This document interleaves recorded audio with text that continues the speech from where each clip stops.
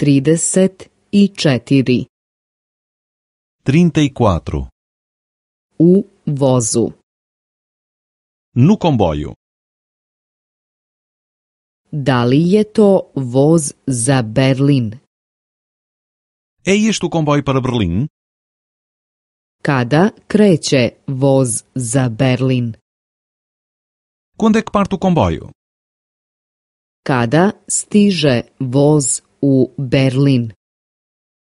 Quando é que o comboio chega a Berlim? Oprostite, smijem li proći? Com licença, posso passar?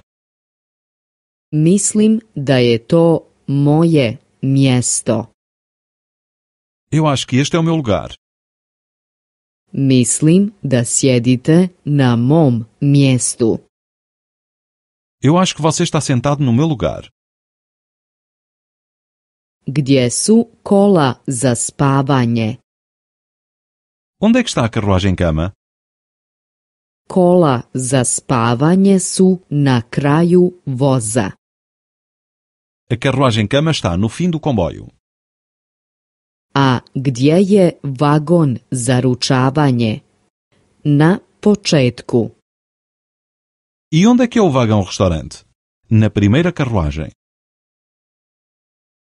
Mogu li spavati dole? Posso dormir embaixo?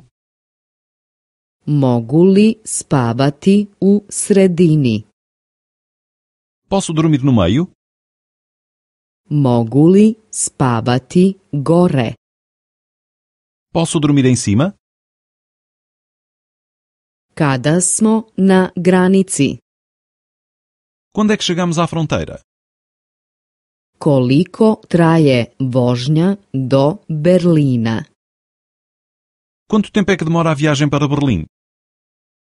Da li voz kasni? O comboio está atrasado?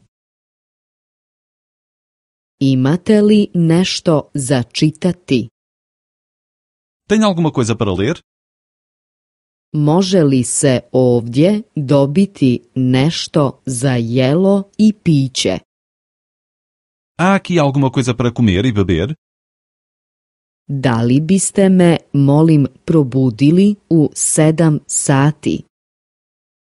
Pode acordar mais 7 horas?